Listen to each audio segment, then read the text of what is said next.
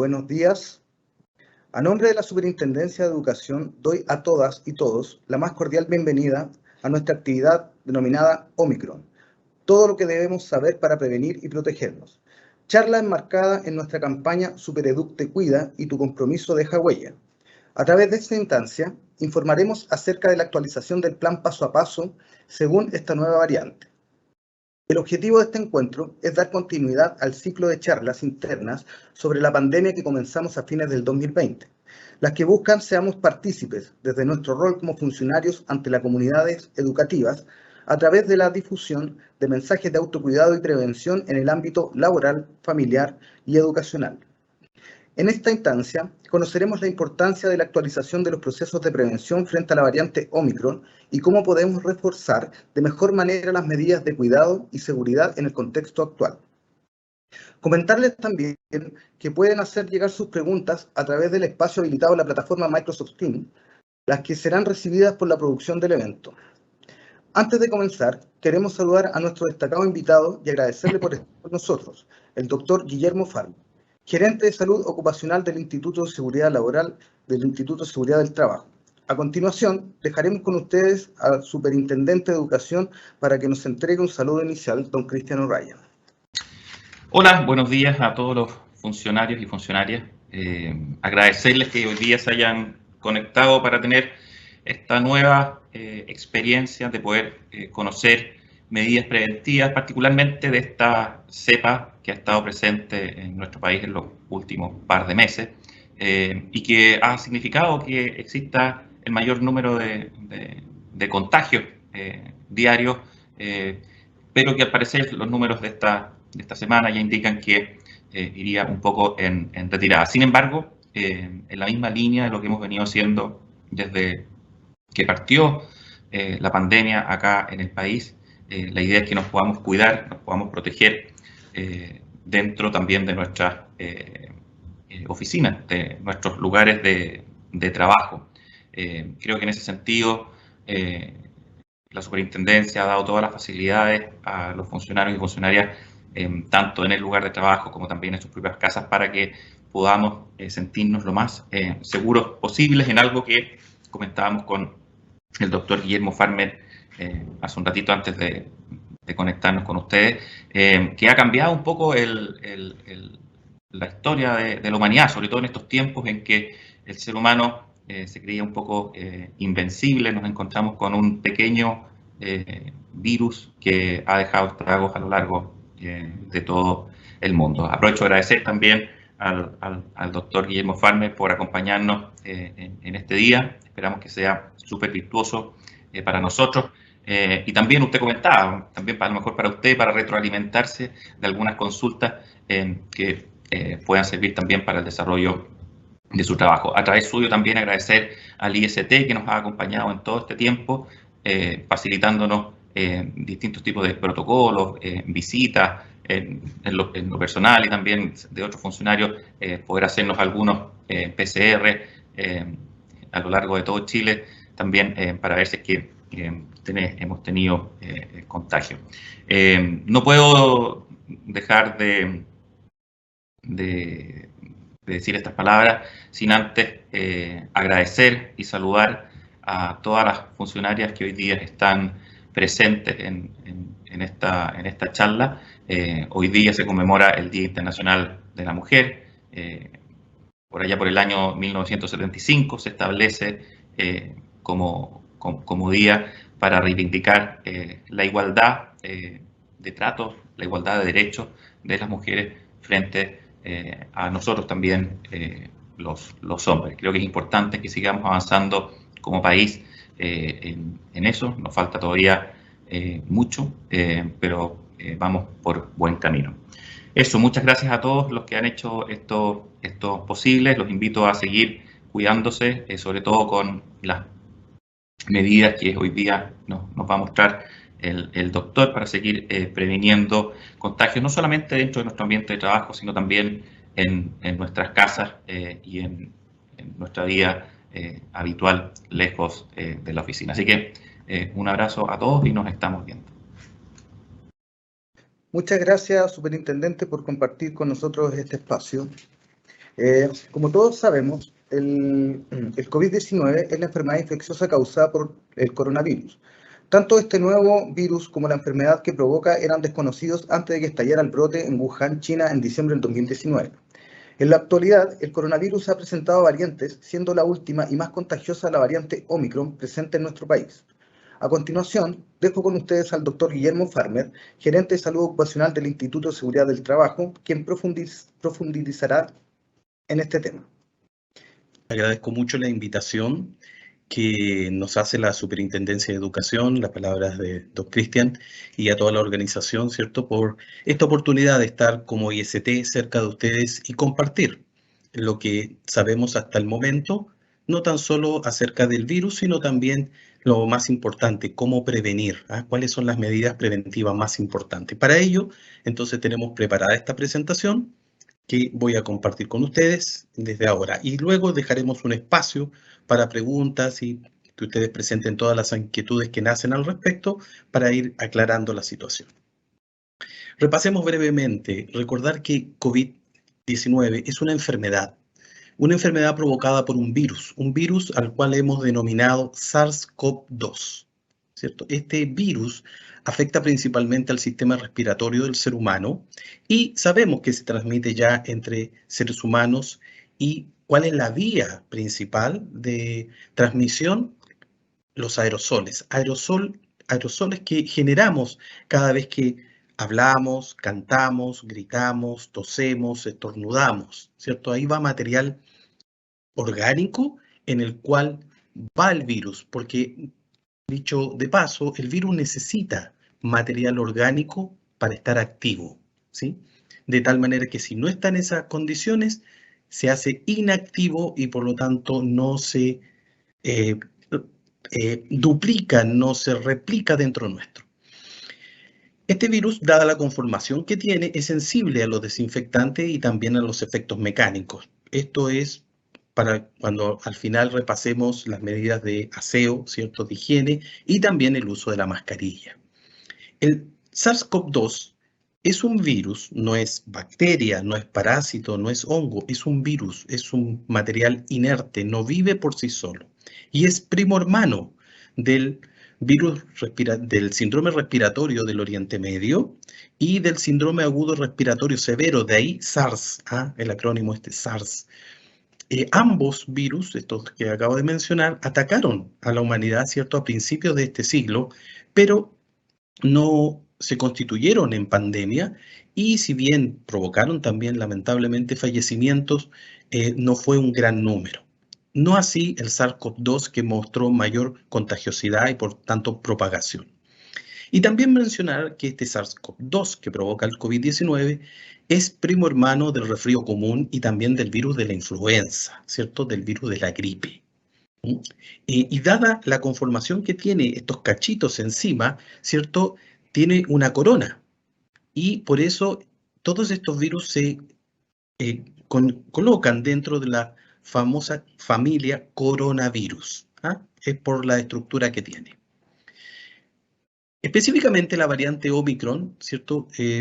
Su primer caso conocido se confirmó en una muestra tomada el 9 de noviembre y ya para el 24 de noviembre en Hong Kong, una persona que había viajado desde Sudáfrica a Hong Kong, ¿cierto?, se identificó esta variante, y la OMS la denominó Omicron.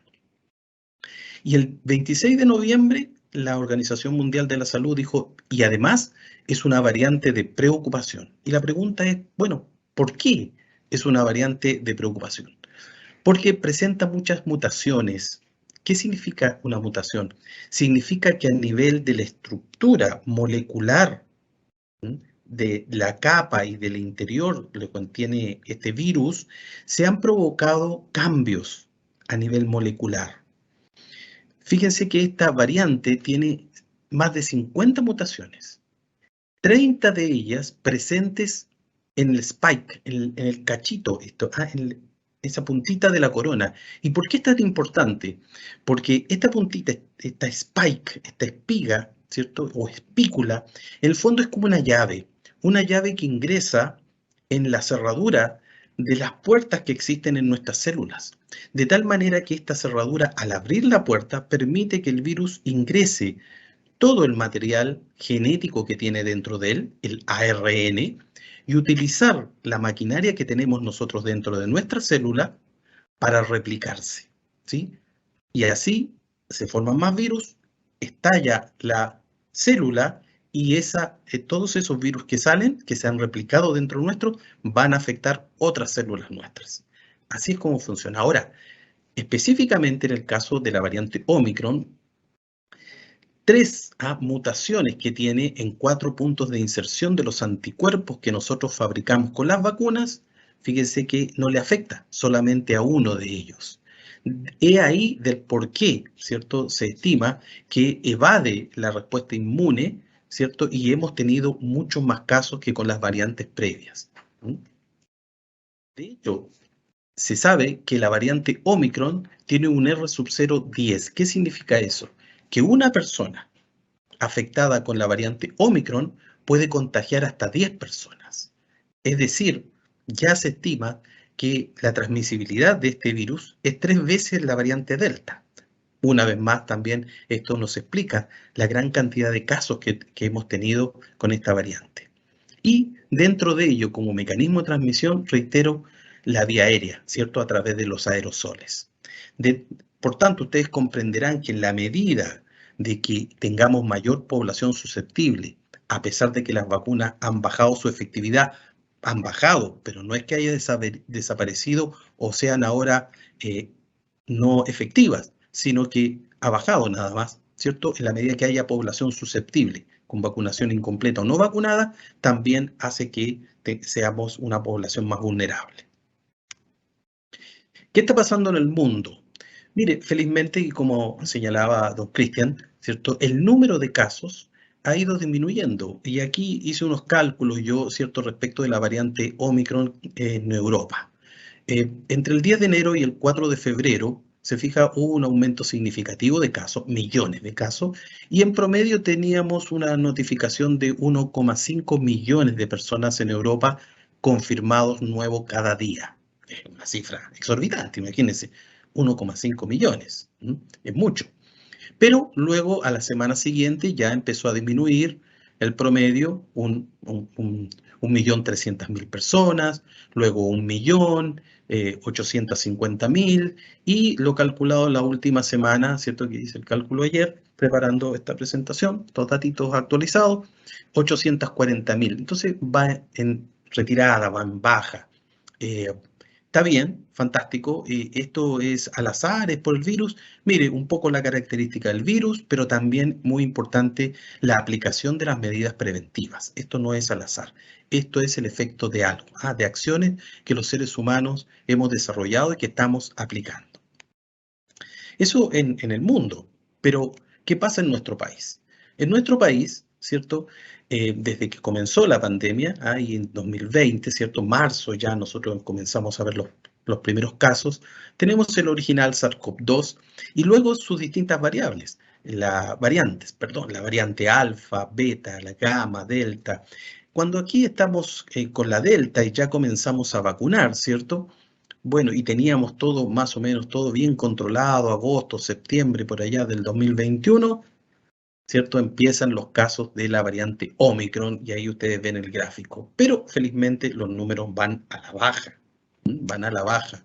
De hecho, los casos reportados ayer, 13.820, si yo lo comparo con el número que vimos la semana pasada, ¿cierto? El mismo día de la semana, eran 18.000 y algo más, 18.000, y ahora son 13.820.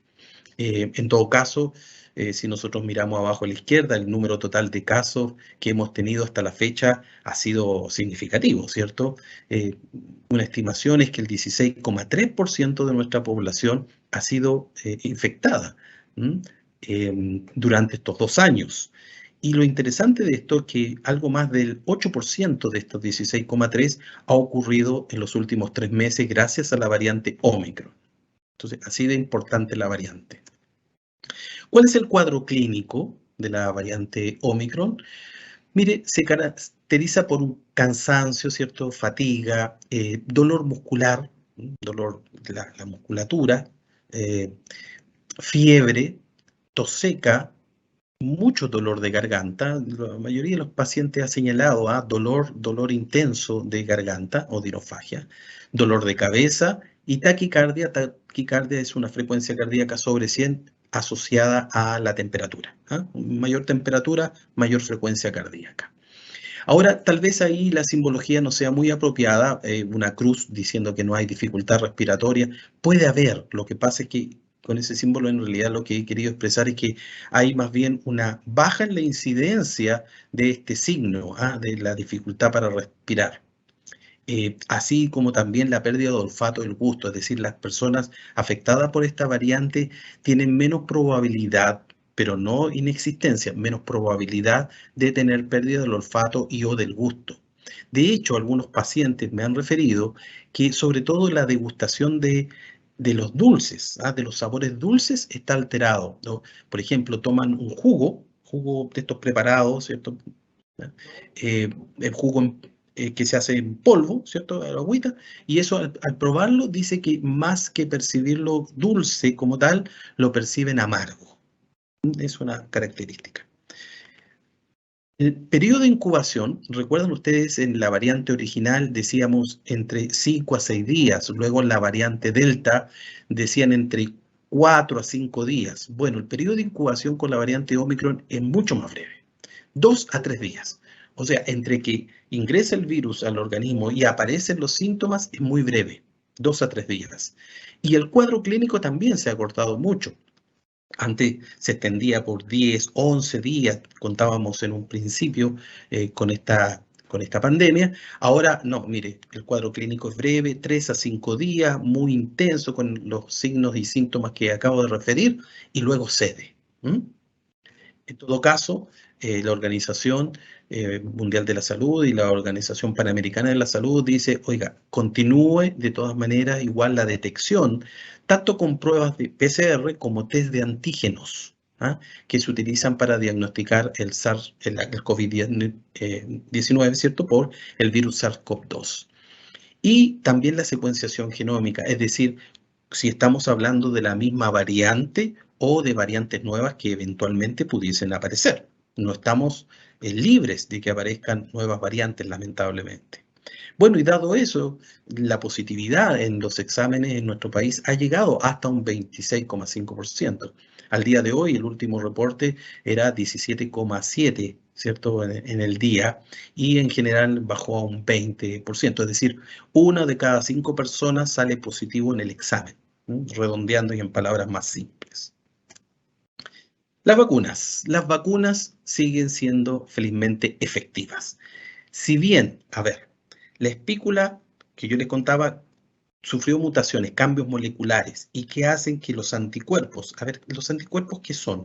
Los anticuerpos son proteínas que se generan por nuestras defensas ante la presencia de una estructura por un agente extraño en nuestro organismo. Las defensas ven una estructura y dicen, no, esta estructura no pertenece a mi organismo, por lo tanto voy a fabricar esta suerte, y vamos a graficarlo para el caso de este virus, unos trocitos de cinta scotch. Cinta scotch que se van a posicionar, a dosar en la espícula, de tal manera que nos va a permitir que esta llave entre en la cerradura. Así funcionan las vacunas, así funcionan los anticuerpos que creamos y que se posan sobre el virus y nos dejan que este meta su llave en la cerradura y por lo tanto no puede inyectar el material genético dentro de nuestras células. Como decía en un principio, las vacunas siguen siendo felizmente efectivas, tienen una efectividad mayor del 50%. Las vacunas, por tanto, disminuyen la transmisibilidad, retardan la predominancia del virus. Recordemos que en Europa el Omicron demoró 3 semanas en posicionarse como la variante predominante. En nuestro caso se demoró cercano a las 6 semanas. O sea, eso habla de cómo ha hecho de bien la gran cobertura que hemos tenido de vacunación de nuestra población. Y por tanto también ha disminuido la probabilidad de complicaciones y también la muerte por COVID, lo cual es sumamente importante. Cerca del 88, probablemente ya 90% de los habitantes en nuestro país, ¿cierto?, tiene el esquema completo de la vacuna y eso habla muy bien de nosotros como país y la salud pública. Puesto que si nos comparamos con otros países como Estados Unidos, está llegando al 62%, tal vez un poco más al día de hoy, pero son las últimas cifras. Europa también, 65%. En África, 5 o 6% de cobertura en todo el continente y algunos países más adelantados como Sudáfrica llegan al 25% de cobertura. Por lo tanto, nosotros estamos como país en una situación privilegiada. Pero ahora vamos a temas concretos. ¿Qué hay de las distintas formas o casos que tenemos y por tanto qué hacer en cada una de esas situaciones, ¿verdad? A ustedes obviamente como persona y como institución también les importa mucho. Vamos con las definiciones y qué es lo oficial definido por el Ministerio de Salud.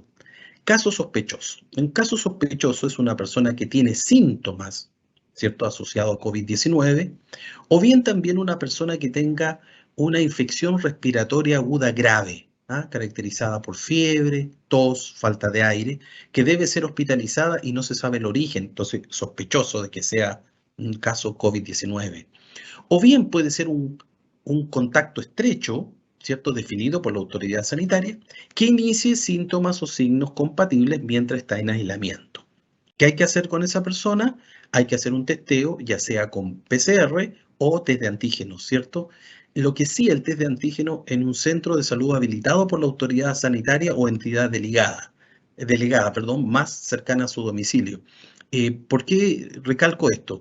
Porque la autoridad sanitaria no reconocería como positivo y válido un examen con un test de antígeno que yo compré en la farmacia. Después podríamos profundizar el por qué, pero obviamente tiene que ver con una validación de un test hecho en un lugar validado por la autoridad sanitaria. Y bueno, que corresponde también en el caso sospechoso aislar hasta saber el resultado del examen.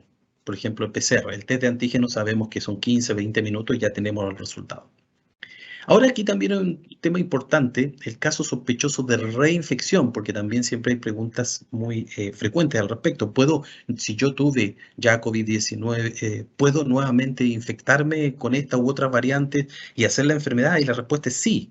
Entonces, un caso sospechoso de reinfección, ¿cómo lo defino? Bueno, persona que cumple con la definición de caso confirmado y que padeció COVID-19 a lo menos hace 60 días. Entonces, de ahí en adelante podría considerarse un caso sospechoso de reinfección. ¿Por qué hago hincapié también y lo menciono esto? Porque antes un caso sospechoso de reinfección con las otras variantes era después de 90 días. En el caso de Omicron es después de 60 días. Se acortó ese periodo. Ante una situación de este tipo, la autoridad sanitaria es la que tiene, digamos, la potestad y, de acuerdo a criterio epidemiológico, caso como una reinfección. Caso confirmado ahora. ¿Qué es un caso confirmado? Corresponde a una persona con un examen de PCR o de antígeno, ¿cierto? Ambos, uno u otro, positivo, ¿cierto? Y obviamente en un centro habilitado por la autoridad sanitaria. Y esta persona puede estar con síntomas o sin ellos. Ojo, basta con que el PCR o el test de antígeno esté positivo. La trazabilidad. Entonces, la persona va a ser contactada por la autoridad sanitaria que le dará indicaciones y se evaluará la necesidad de residencia sanitaria o solicitará la dirección donde va a ser el aislamiento y obviamente va a gestionar la licencia médica. Si la requiere, ¿por qué esto? Porque hay personas que pueden, de acuerdo al cuadro clínico también, pudiesen hacer su trabajo a distancia, ¿verdad? Entonces, por eso que se evalúa la situación clínica. ¿Dónde hacer el aislamiento? Como señalaba, puede ser en una residencia sanitaria, si la persona no lo puede hacer, aislamiento correspondiente en su domicilio, o bien en el domicilio, pero ojo, puede ser fiscalizado a través del programa de control de aislamiento domiciliario. ¿Cuánto tiempo vamos a estar en aislamiento? Las personas que tienen síntomas, 7 días desde el día 1, ¿cierto? Cuando comienzan los síntomas. Ahí es el día 1 y se cuentan 7. Obviamente si aparece sintomatología significativa como fiebre que no cede con medicamentos o que empiece a faltar el aire, ¿cierto? La persona tiene dificultad para respirar. Bueno, son a lo menos 2 signos que, oiga, debe asistir a un centro de salud o procurar asistencia por un profesional de la salud. Y las personas sin síntomas también, ¿cierto? Deben hacer un aislamiento por 7 días, donde el día 1 es el día de la fecha de la toma de la muestra del examen, para la PCR o para el test de antígenos. Ahora, estos periodos, ojo, pueden variar si la situación se complica. Veamos eso. Y antes de, dicho sea de paso, el pase de movilidad para las personas que están en aislamiento estará no habilitado, así que cuidado si alguien está en esa situación de salir y de exponerse, porque si es, digamos, fiscalizada, va a tener que atenerse a las medidas administrativas. Como les decía, existen algunas situaciones también tanto más complejas. Si una persona tiene síntomas o no tiene síntomas, pero los síntomas son leves o moderados y no tiene problemas en sus defensas, como habíamos dicho, 7 días de aislamiento y luego al 8º día ya puede volver a hacer sus actividades habituales y normales. Si una persona ya tiene síntomas más graves y ha requerido hospitalización, pero es una persona que no tiene problemas en sus defensas, ¿cierto? El aislamiento y el periodo fuera, digamos, de sus actividades normales, habituales, es de 14 días.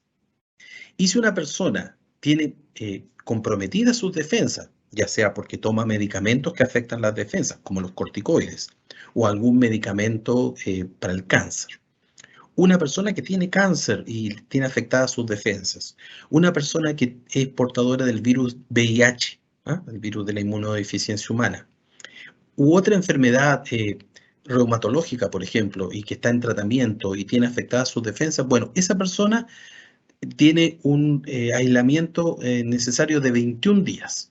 Ahora, si estas personas han sido, por ejemplo, hospitalizadas y la parte clínica dio el alta, por ejemplo, al 10º día, porque evolucionó felizmente bien, evolucionó satisfactoriamente, ¿significa que el día 11 vuelve a hacer sus actividades habituales? No. Se tiene que extender hasta 14 días o hasta 21 días, dependiendo de sus antecedentes. Y como siempre, la autoridad sanitaria tiene la potestad de hacer cambios de acuerdo a medidas epidemiológicas o otros antecedentes que tenga a la mano. Y aquí aparece una figura nueva también, ¿verdad? Alerta COVID. Esto es por una campaña que comenzó el Ministerio de Salud relacionado con el autocuidado entre nosotros, el cuidado entre nosotros. Es una campaña comunicacional y le han denominado "si me enfermo, yo te cuido". Entonces, la persona confirmada, ¿cierto?, debe dar aviso de su condición de caso confirmado a todas las personas que pueda contactar directamente y le indicará que son personas en alerta COVID por haber tenido contacto con un caso confirmado. Ejemplo, hoy es martes y supongamos que ayer yo no me sentí muy bien cuando desperté y me hice una PCR o un test de antígeno y hoy me comunican, ¿cierto? Sabe que su PCR salió positivo, o ayer yo vi el test y dije, oh, lo hice y me salió positivo. Y yo recuerdo que el día sábado estuve en una convivencia en mi casa porque fueron unos amigos a visitarme y yo estuve con ellos. Entonces voy a avisarle a Juan, ¿no? Oye, Juan, ¿sabes qué? Mira, no me sentí muy bien, me hice el examen, salió positivo, así que te quiero advertir, tú eres alerta COVID. Entonces, ¿qué es una persona alerta COVID? Es aquella que vive o ha estado a menos de 1 metro de distancia, sin mascarilla o sin el uso correcto de esta, y en contacto con un caso probable o confirmado, ya sea con síntomas o sin síntomas, desde 2 días antes y hasta 7 días después del inicio de los síntomas del caso o de haberse confirmado, por supuesto, con un test.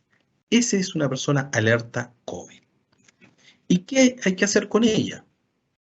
Testeo. En lo posible debe realizar una PCR o un test de antígeno durante los 2 primeros días desde el contacto con el caso confirmado. Y adicionalmente debe estar atenta a la aparición de síntomas durante los siguientes 10 días, desde el último contacto. ¿Cómo debe manejarse la situación? Extremar las medidas de autocuidado, sobre todo el uso correcto de la mascarilla quirúrgica, y eso consiste en un recambio de la mascarilla cada 4 horas, y si la persona se la sacó, la dejó a un costado, bueno, eso no volver a usarla. Evitar el contacto con otras personas, evitar los lugares con aglomeración y también evitar los lugares sin ventilación. Sobre todo porque usted ya lo he dicho, en lo menos en 2 oportunidades, la principal vía de contagio son los aerosoles que nosotros generamos. Y también alertar y proteger a las personas que los rodean, señalando, oye, ¿sabe qué? Mire, soy alerta COVID, así que mantengamos y extrememos las medidas de prevención. Contacto estrecho. Definiciones de contacto estrecho. Y esto lo menciono porque está en los documentos oficiales del Ministerio de Salud y he escuchado en muchas partes donde dicen, no, si los contactos estrechos ya no existen. Mire, la verdad que como vamos a leer, la diferencia entre contacto estrecho y alerta COVID nada más radica en quién le ha puesto el sello a esto, pero básicamente es lo mismo. No obstante, existe la definición y es bueno que lo repasemos. En primer lugar, contacto estrecho es una persona que ha estado expuesto a un caso probable o confirmado sintomático, presenta signos y síntomas, desde 2 días antes y hasta 7 días después del inicio de los síntomas del caso. O bien también es una persona, contacto estrecho, que ha estado en contacto con un caso probable o confirmado asintomático, sin síntomas o signos, entre 2 días antes y hasta 7 días después de la toma de muestra. Y la pregunta es, bueno, pero ¿cuáles son los criterios para considerar un contacto estrecho en este periodo? ¿Qué entiendo por estar expuesto? ¿Qué entiendo por estar en contacto? Es contacto cara a cara a menos de 1 metro de distancia y durante a lo menos 15 minutos. A menos de 1 metro, durante a lo menos 15 minutos, o en contacto físico directo.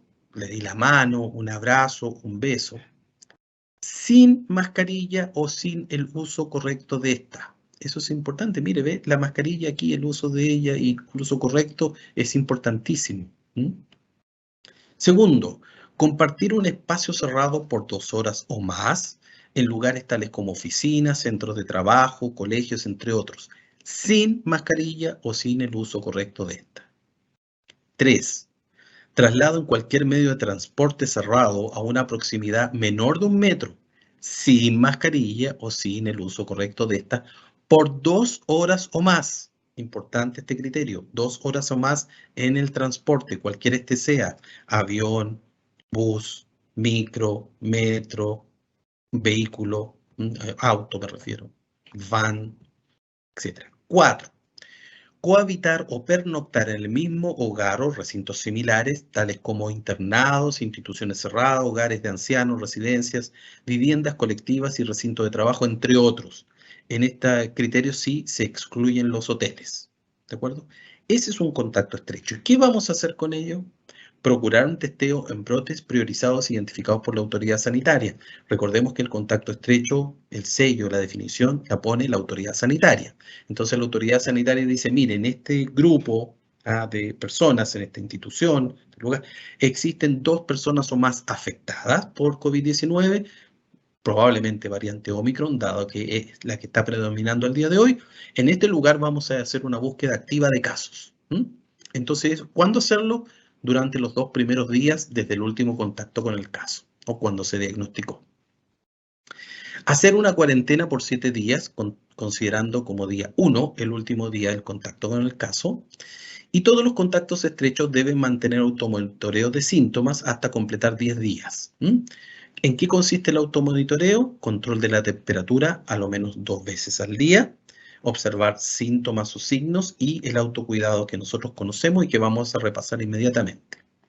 Y también saber que la autoridad sanitaria puede alargar el tiempo de aislamiento según la evaluación clínica o por medidas epidemiológicas. Bien, y con esto ya voy terminando las últimas 2 láminas respecto del cuidado y la prevención, que siempre es importante para que dejemos un espacio para que conversemos. Las medidas preventivas las cuales sigue insistiendo la Organización Panamericana de Salud y en cuanto al autocuidado es que se quede en casa en caso de que no se sienta bien y que procure atención médica según el cuadro clínico. Evite tocar sus ojos, nariz y boca con sus manos, porque las manos pueden estar contaminadas, de tal manera que usted al acercarlo o poner sobre la cara, acerca eventualmente, si está el virus presente, a la entrada de él a nuestro organismo, como puede ser a través de los ojos, las mucosas que tenemos ahí, no tenemos piel, ¿verdad? Tenemos mucosa, o sea, falta la última capa. Entonces, los ojos. A través de la nariz, a través de la boca, puede ingresar entonces el virus.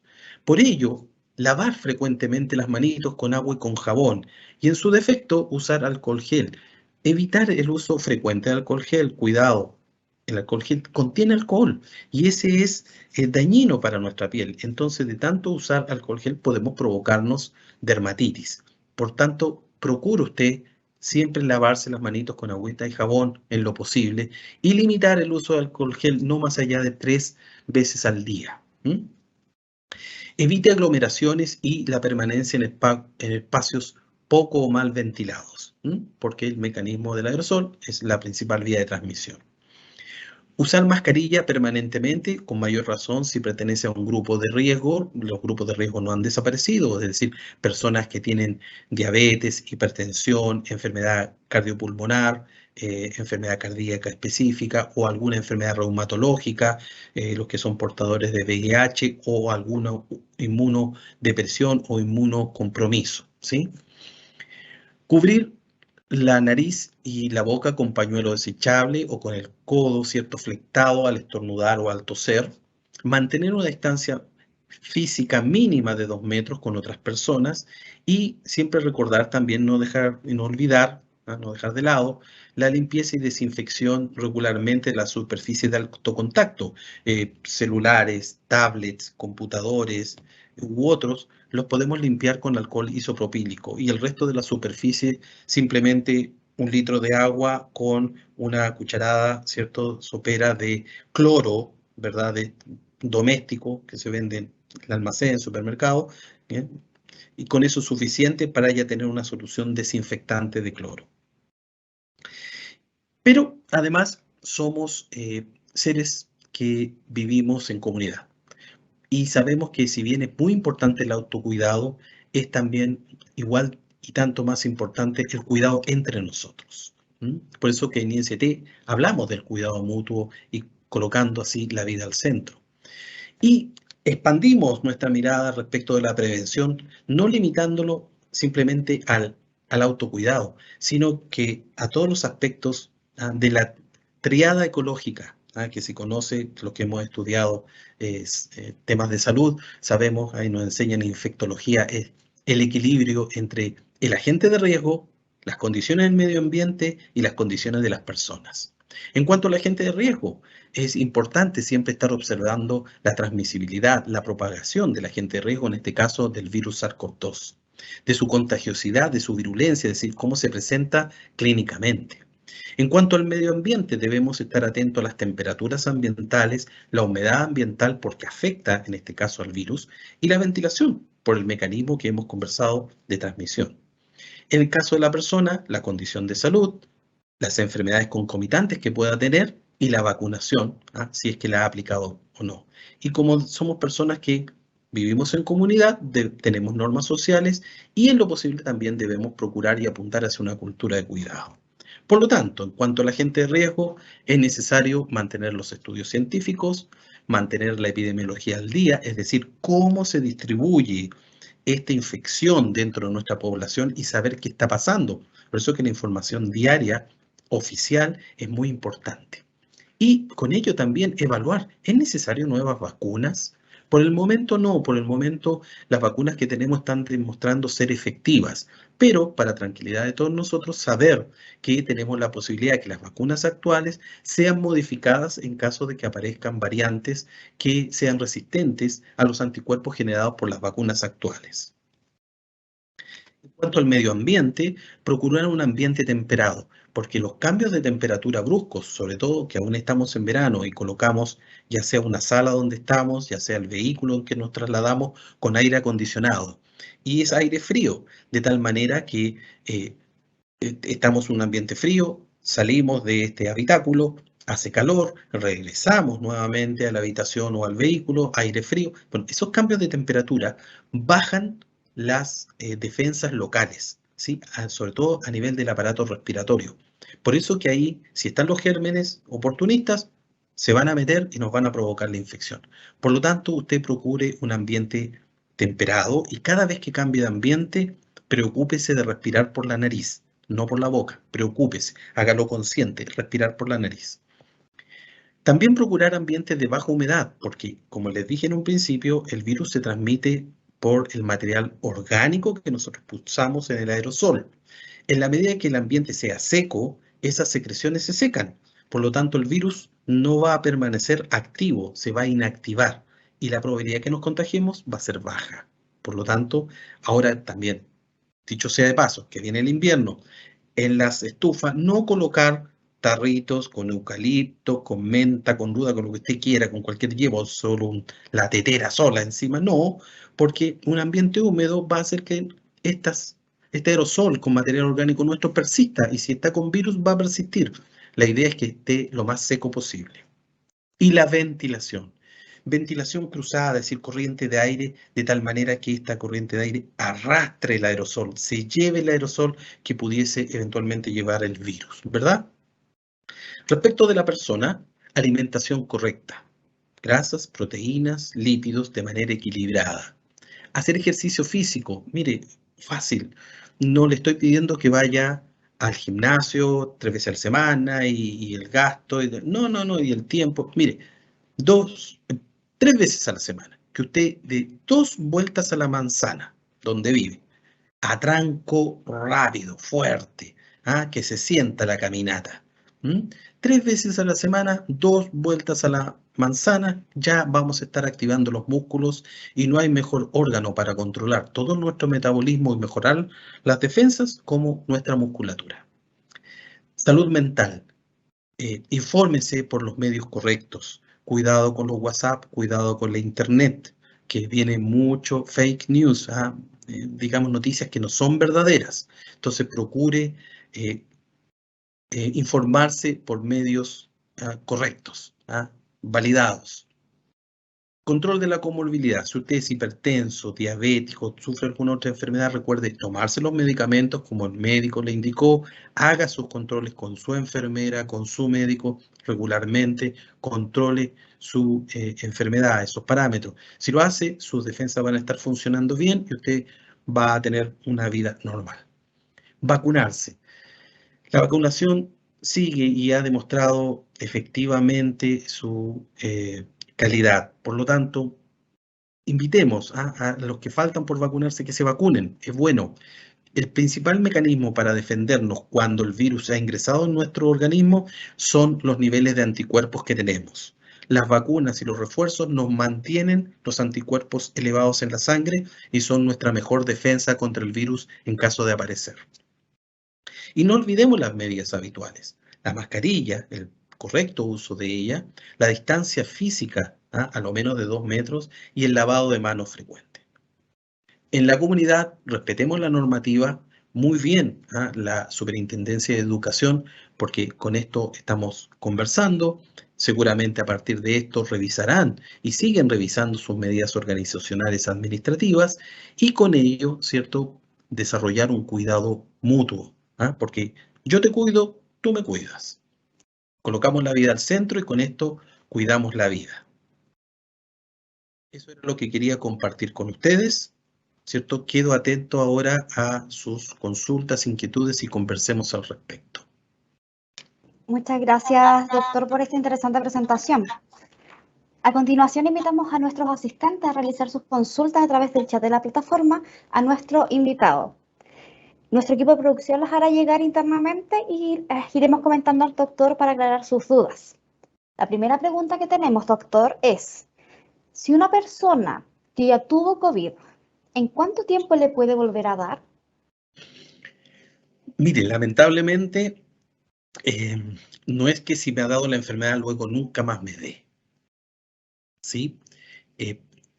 Una persona que ha padecido la enfermedad, la infección por este virus, puede a posteriori nuevamente infectarse. Ese cuadro clínico podría ser asintomático si hay una buena cantidad de anticuerpos, como también podría ser sintomático, o sea, tener síntomas e incluso no pasarla muy bien. De hecho, ayer, a modo de ejemplo, una colega me comentaba que siendo Omicron, ¿cierto? En los dos casos, dos amigos de ella, 75 y 72 años, habían fallecido. Entonces no quiero ser alarmista, pero simplemente resaltar que la probabilidad de infección y de reinfección en muchas personas está presente y es de riesgo. Súper. Muchas gracias, doctor, por su respuesta. Efectivamente, no hay que bajar la guardia después de un contagio. Con mayor razón debemos reforzarla para así evitar un posible caer nuevamente en esta enfermedad. Otra consulta que nos llegó internamente es, ¿cuál es la diferencia entre los exámenes PCR, antígenos y anticuerpos? Ah, cómo no, muy buena pregunta esa. Sí. A ver, la PCR detecta el material genético que está dentro del virus. ¿Se acuerda que yo le comentaba que había una capa, que tenía unos cachitos, las espículas, ¿verdad? Pero dentro hay material genético, que es ARN. Bueno, ese material y también una capita que cubre este material es detectado por la PCR. Eso es.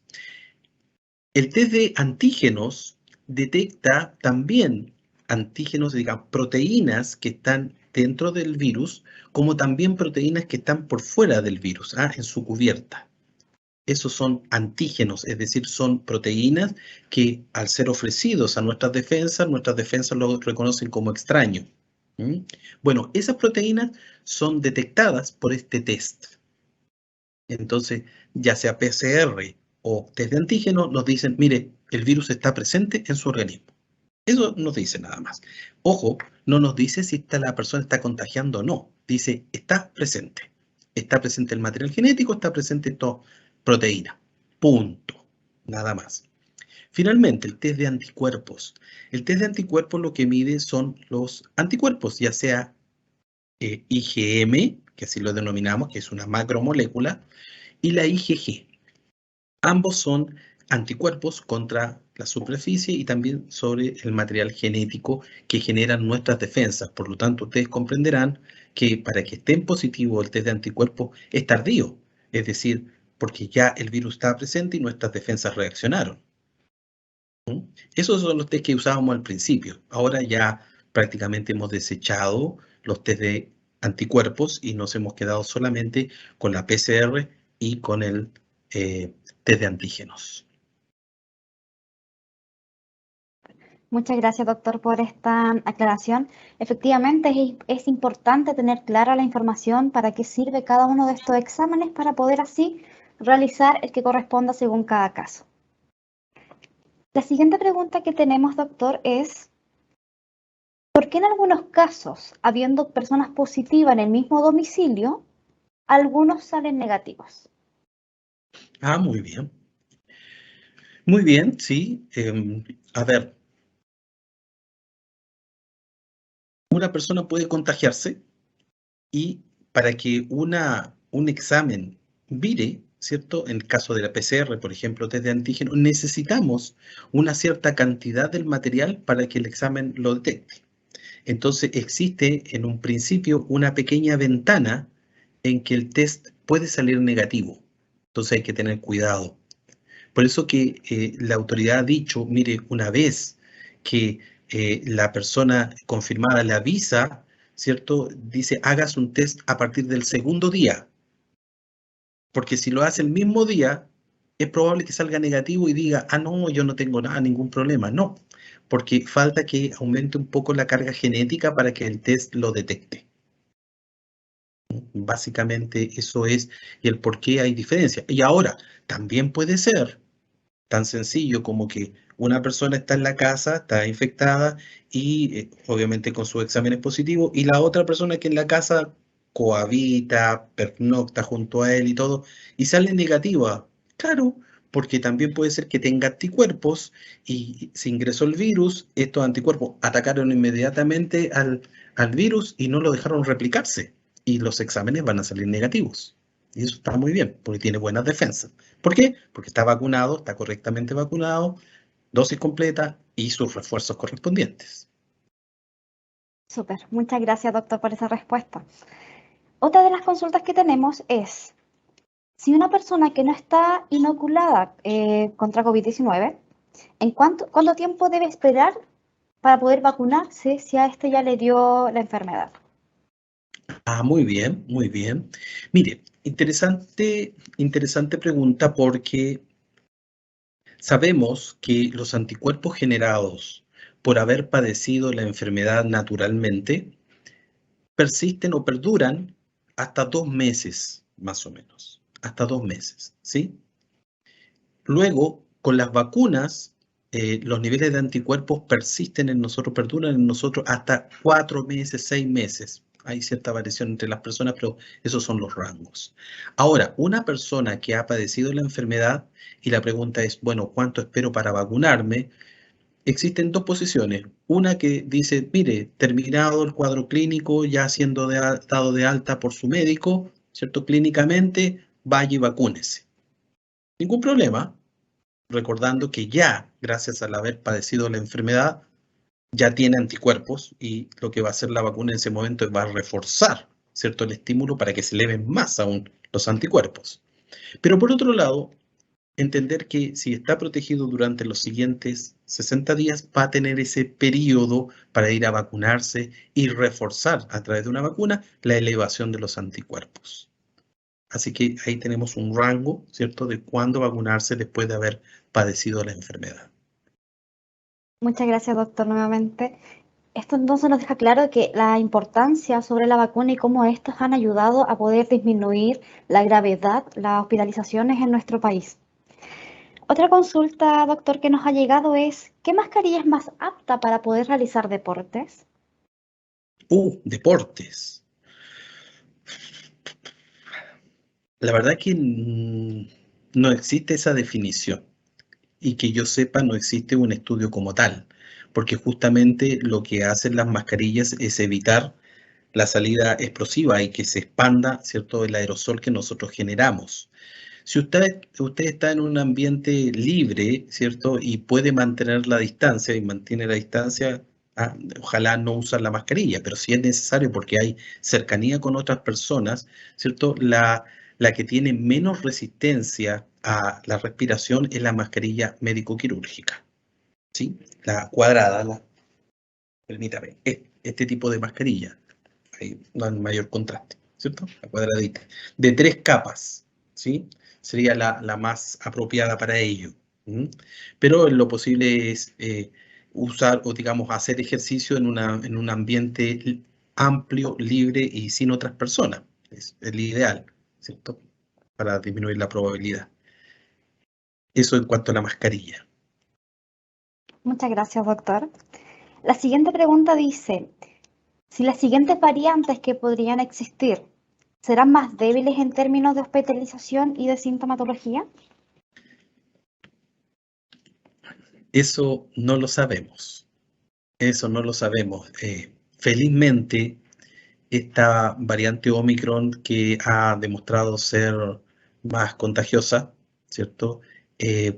Fue acompañada de una baja gravedad en los cuadros clínicos, baja probabilidad en las complicaciones y baja probabilidad de muerte, ¿cierto?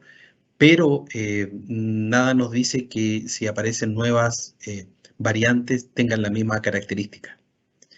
En la medida que en el mundo existan grandes poblaciones no vacunadas y por tanto que se propague el virus, existe mayor probabilidad de que este virus sufra más mutaciones y cambie su conducta, cambie su virulencia y por lo tanto tengamos una situación crítica a futuro.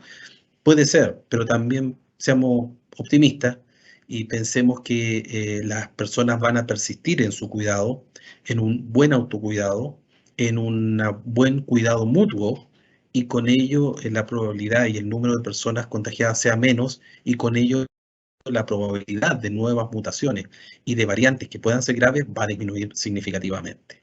Es ahí la importancia de mantener, por tanto, las medidas preventivas. Súper. Muchas gracias, doctor.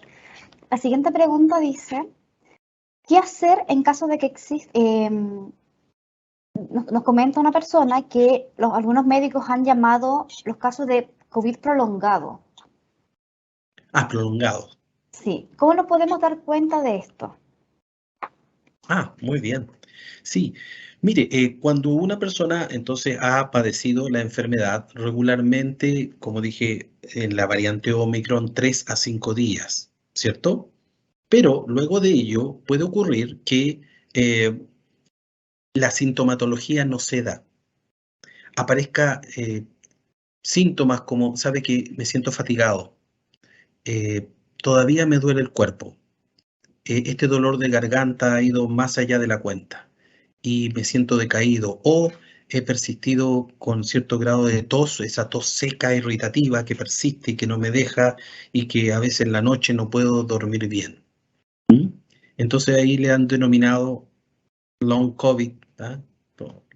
Los clínicos, y ese es el cuadro. Entonces, ante ello, lo que procede es que sea evaluado por un médico, ¿cierto? Y establecer el diagnóstico. Se estima que cerca del 11% de la población mundial ha evolucionado con este cuadro clínico. Un 11%. Muchas gracias, doctor. La penúltima pregunta que tenemos es, ¿hay otras variantes actualmente dando vuelta como Delta? A ver, eso es la predominancia. Sí, eso es la predominancia. En nuestro país al día de hoy prácticamente el 100%, el 99,9% es por variante Omicron. ¿Mm? Y el mínimo es por otras variantes, específicamente dentro de ellas la Delta. Pero puede ser, no hay que bajar la guardia, puede ocurrir. Nosotros no sabemos, si nos contagiamos, no sabemos qué variante es. Dada los análisis que se hacen en el Instituto de Salud Pública y en otros servicios de salud del país donde se hace la secuenciación, sabemos que el el mayor porcentaje es Omicron. Pero cuidado, podría ser otro. Mínima la probabilidad, pero todavía podría ser. Muchas gracias, doctor. Y la última pregunta que tenemos es, si una persona está con COVID actualmente, ¿cuánto es el periodo que él puede contagiar desde antes y después de presentar la sintomatología? Ah, mire qué bien, mire qué bien. Interesante pregunta, ¿ah? Sí, a ver, como con otros virus, sarampión, varicela, resfrío, gripe, mire, tantos virus que nos afectan, el periodo de contagio comienza antes de la aparición de los síntomas, lamentablemente. Entonces, todos estamos expuestos. Específicamente para COVID-19 se estima 2 días previo a la aparición de síntomas. ¿Ah? Y se ha estimado también 2 días antes de la toma de la muestra. ¿No? Eso desde el punto de vista teórico.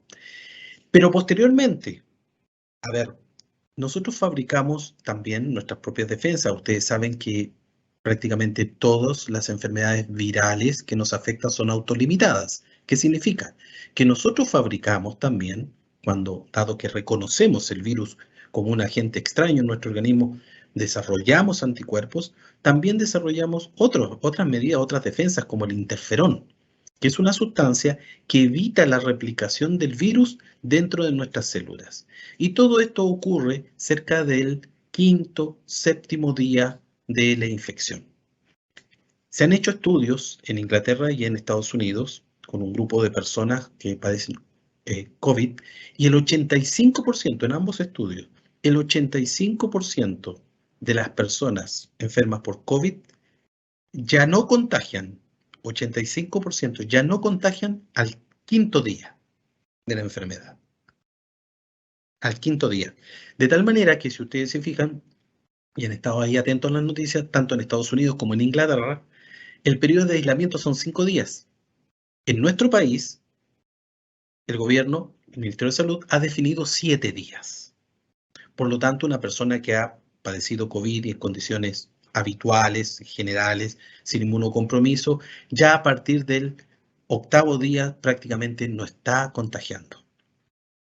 Por tanto, puede hacer. Alguien me preguntará, bueno, pero ¿cómo? Si le hicimos a esta persona la PCR o el test de antígeno y sigue siendo positivo, ¿cómo que no va a contagiar? No. Lo que les decía cuando le contesté preguntas relacionadas con los test. El hecho de que yo detecte dentro de usted el material genético después de estos días de aislamiento y de cursado el cuadro clínico, no significa que usted esté contagiando. Así que, hecho el periodo de aislamiento correspondiente, tranquilidad, la persona puede volver a sus labores habituales, utilizando su mascarilla correctamente, tomando la distancia física como corresponde, ventilando el ambiente, lavándose las manitos regularmente. Muchas gracias, doctor. Y con esto finalizamos nuestro espacio de preguntas. Nuevamente agradecerle por haber aclarado las dudas que tenían nuestros participantes. Adelante, Carlos. Bueno, nuestro encuentro ya va llegando a su fin, por lo cual quisiéramos agradecer y despedir al doctor Guillermo Farmer por acompañarnos nuevamente, por responder nuestras dudas y entregarnos su conocimiento respecto a esta pandemia que nos afecta. Doctor, si quiere dar algunas palabras para finalizar su presentación. Sí, como no, Carlos, y muchas gracias, Andrea, por el acompañamiento en esta presentación. Decir de parte del Instituto de Seguridad del Trabajo que estamos muy contentos por esta oportunidad que nos han dado de compartir con ustedes un espacio de capacitación, de conversación, y que quedamos atentos a cualquier otra necesidad de requerimiento futuro sobre este u otros temas. Y no dejar pasar la oportunidad también de felicitar, saludar, desearle mucho cariño y amor a todas las mujeres que nos acompañan, porque son un tremendo complemento para nosotros los hombres, ¿cierto? Donde disfrutamos mucho la compañía mutua. Muchas gracias por su presencia, por la participación, tanto en lo social como en lo laboral. Así que muchas felicidades a todas las mujeres en su día. Y nada más, muchas gracias por la atención y por las consultas que fueron bastante interesantes. Muchas gracias, doctor. También nos despedimos del Superintendente de Educación, don Cristian O'Ryan, quien nos ha acompañado esta jornada. Y también agradecer a todas y todos los asistentes quienes estuvieron presentes en esta charla, a quienes nos hicieron llegar sus consultas y recordarles que tanto la variante Omicron como el mismo coronavirus aún no ha pasado, está dentro de nuestra sociedad inserta, por lo cual las medidas de protección deben continuar, debemos seguir con cada una de estas medidas y con esto cerrar la presentación. Esperamos haya sido de su agrado, esperamos que les haya servido y quedamos atentos a cualquier consulta o comentario que nos quieran realizar. Erika, Andrea y yo como prevencionistas de riesgo estamos para poder dar cobertura a todas esas necesidades. Agradecemos mucho, nos sumamos también al saludo para todas las mujeres en el Día Internacional de la Mujer y con esto cerramos nuestra presentación. Muchas gracias a todos por su asistencia. Nos estamos viendo en una próxima actividad. Muchas gracias.